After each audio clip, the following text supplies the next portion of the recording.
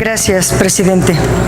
En 1974, los entonces países miembros de la OCDE celebraron el acuerdo sobre un programa internacional de energía como respuesta a la crisis del petróleo de 1973, que ocasionó un importante aumento de los precios.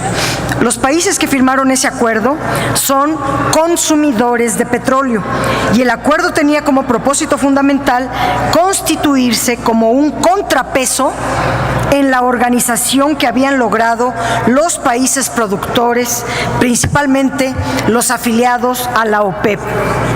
Como parte del acuerdo, se creó la Agencia Internacional de Energía como un foro de cooperación en materia de política energética, enfocada a lograr la seguridad y la certidumbre de la oferta, el intercambio de información, la protección del medio ambiente y la investigación de temas energéticos. A la fecha, 29 de los 35 países miembros de la OCDE se han adherido a este acuerdo sobre un programa internacional de energía y, por lo tanto, a la Agencia Internacional de Energía. En noviembre de 2015, México inició el proceso de adhesión al acuerdo y la Junta de Gobierno al acuerdo y a la Junta de Gobierno de la Agencia Internacional de Energía, y se aprobó su incorporación en junio de 2017, en virtud de las características del sector energético mexicano, de las cuales la Agencia Internacional de Energía consideró la apertura del mercado a raíz de la reforma energética. La aprobación del Senado de la República es la que faltaba y la están haciendo en este momento, y yo quisiera razonar mi voto en contra y dar argumentos de por qué es absolutamente negativo aprobar este tratado. El objetivo de este acuerdo es fomentar la seguridad en el suministro de petróleo mediante la adopción de medidas para abordar varias situaciones. El lograr la autosuficiencia, como si México no la tuviera, la restricción de la demanda, como si no la necesitara, y la distribución del petróleo hacia otros países, no hacia nuestra propia industria, por ejemplo. Para lograr eso, se mandata el establecimiento de un programa internacional de energía que será instrumentado por la Agencia Internacional de Energía. Solamente me abocaré a tres de los muchos aspectos que tiene este documento. Primero, obliga a los países a mantener una reserva de petróleo suficiente para satisfacer por 60 días su consumo sin recurrir a las importaciones. Bueno, primero hay que decir que esta medida es aplicable a los países importadores de petróleo y que México es todavía un país productor de petróleo y sus reservas superan con mucho los 60 días. Segundo, el acuerdo establece obligaciones para restringir la demanda de petróleo en caso de emergencias y de intercambio de petróleo entre los países miembros de acuerdo con su demanda y constitución de reservas. Al final de cuentas, de lo que se trata es de regular la demanda para que no se incrementen los precios del petróleo, que no estamos pasando por una severísima crisis por tener bajos los precios de petróleo, y que los países consumidores tengan, y así dar a los países consumidores mayor capacidad en su negociación e influencia frente a los países productores. Es decir, vamos a ayudar a los países consumidores para que negocien en contra de nosotros, que somos país productor. Con este instrumento se permite el intercambio de petróleo entre los países miembros, independientemente de que sean o no productores. La incorporación de México a a la Agencia Internacional de Energía es más benéfica para los países consumidores que para México, ya que México es un país productor y las reservas petroleras de México podrían pasar a ser reservas estratégicas de los 30 países miembros de esta agencia, lo cual es peligroso, y pregunto cuál es el beneficio para nuestro país. Esto es defender los intereses de países extranjeros en contra de los intereses de México. Tercer asunto, también se establecen disposiciones para el mantenimiento de un sistema de información sobre el mercado internacional de petróleo. Para ello, los países miembros se comprometen a proporcionar información sobre empresas petroleras, su estructura corporativa, financiera, inversiones de capital, los términos para acceder a fuentes de petróleo crudo existentes, costos, precios, todo. El instrumento recalca que es responsabilidad de cada país facilitar la información para garantizar la competencia.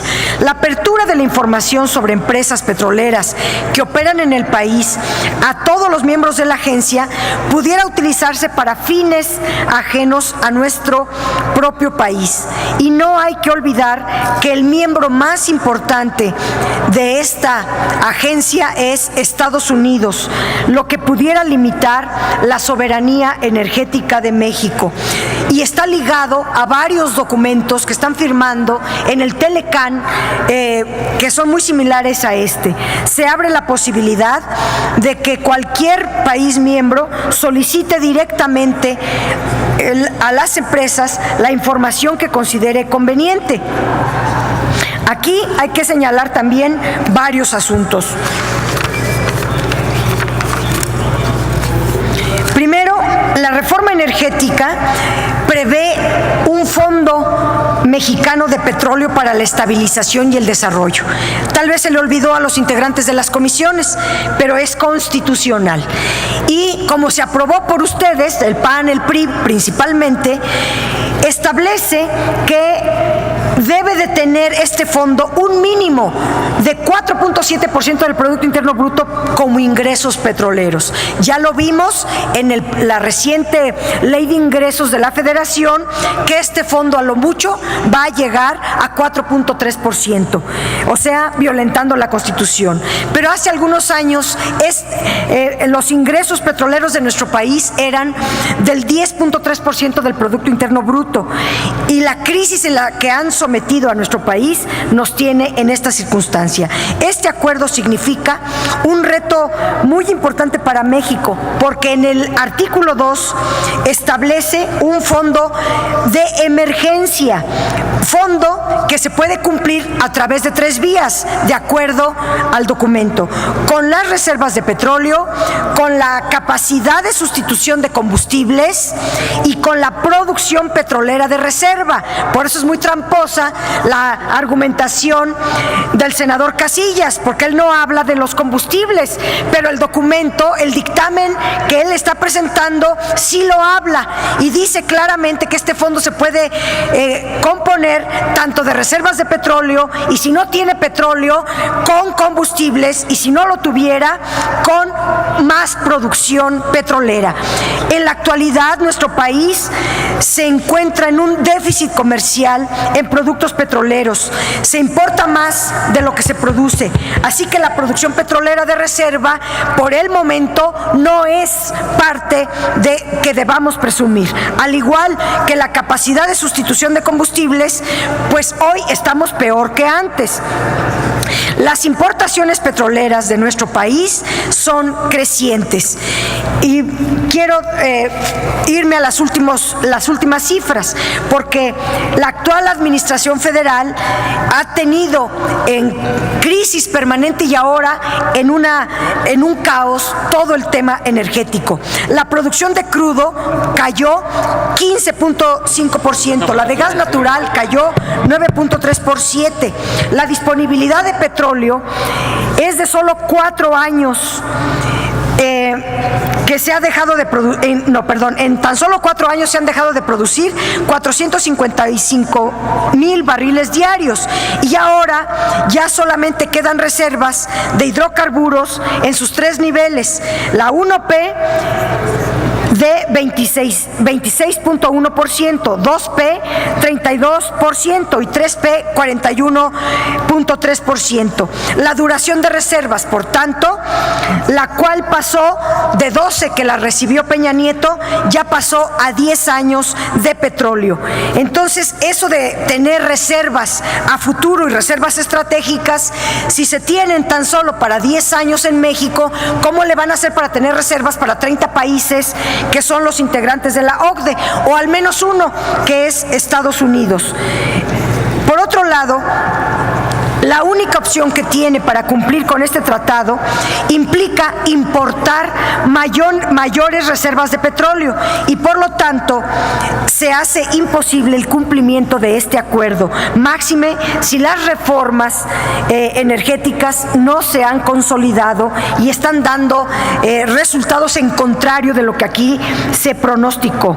Otro gran obstáculo para cumplir con este acuerdo está en sus propios artículos 25 y 26, que ordenan establecer un sistema de información de datos en materia de petróleo.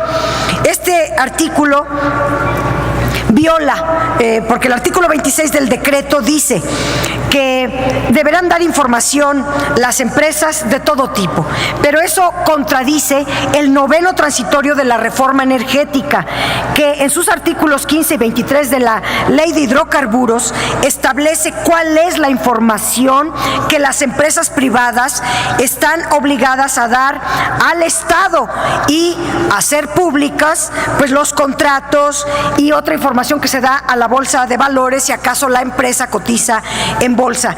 Pero aquí este documento y también la Ley de Hidrocarburos dice cómo se van a llevar los procesos de licitación y cómo puede darse la información que sea pública, pero este decreto está ordena más bien que se obtenga información. Me falta mucho, presidente, así que ni me toque el micrófono.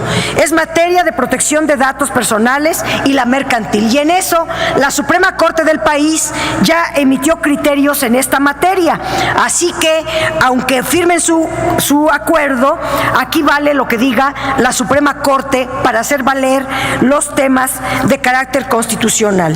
Diría además que,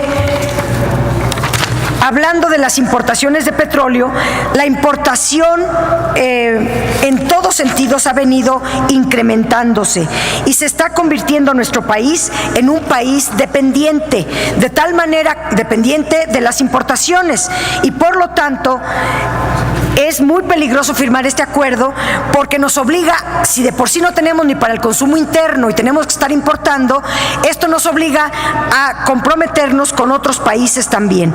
La importación de gas natural ha crecido un 77.5% desde que se aprobó la reforma petrolera. La compra en el extranjero de gasolina aumentó 38.6%, la de diésel 40.6%, la de otros productos 871%, la dependencia externa de gasolina aumentó 55%, la de diésel 56%, la de gas LP 23%, la de gas natural 58% y la de otros productos 72%. En términos de valor, los resultados han sido peores que la caída de la producción, y el aumento de las importaciones han sido magnificados por su disminución del precio del petróleo. El valor de las exportaciones de petróleo crudo disminuyó 67%. La balanza comercial ha pasado de tener un superávit con Peña Nieto de 20.976 millones de dólares a, en 2 años, pasar a ser deficitaria en 2.376 millones billones de dólares. El déficit de la balanza de gas natural ha crecido 72%. Como el valor de las exportaciones de petróleo crudo no alcanza a cubrir el valor de las importaciones de petrolíferos, petroquímicos, de gas natural y de petróleo, se tiene que usar diversas fuentes generadoras de divisas, el turismo, las remesas, otras cosas, para pagar la importación de combustibles. Finalmente, diría que poco ha hecho la presente administración por resolver los problemas estructurales del sector energético y ahora propone ya de salida a heredar a los otros gobiernos unos compromisos internacionales que no está México en capacidad de cumplir. El suministro de energía sigue dependiendo en forma abrumadora de los combustibles fósiles en un 90%. El 90% del consumo nacional de energía es con combustibles fósiles y este instrumento está diciendo que vamos a investigar en fuentes renovables de energía, que qué bueno que así fuera. El problema es que no han dado un solo paso en ese sentido. El transporte depende abrumadoramente de la gasolina y del diésel, se consumen grandes cantidades de energía para mover mercancías, es decir, se tendría primero que rescatar al sector energético de la profunda crisis en la que se encuentra y hacer reservas estratégicas para otros países cuando ni siquiera se tiene para el propio, no me parece ni justo ni aceptable, pero tampoco constitucionalmente posible, porque aquí se establece, por ejemplo, que el Fondo Mexicano del Petróleo, ya lo decía yo, debe de tener un 4.7%. Como no se alcanza, dice la Constitución, pasando el 4.7%, se tendría que constituir un 3% del Producto Interno Bruto para hacer un ahorro de largo plazo. En tercer lugar, para ahorrar al menos un 40% para otros gastos que tenga el país, y ya como última opción y de manera opcional, porque la Constitución dice podrá destinar el excedente de recursos o de petróleo a diversos rubros, entre otros el de la energía renovable. Luego entonces, por donde quiera que se le estudie, que se le vea, que se le lea este documento, es a todas luces más defensor de los intereses de Estados Unidos que defensor de nuestra Constitución y de los intereses de México. Por todas estas razones y fundamentos debemos votar en contra.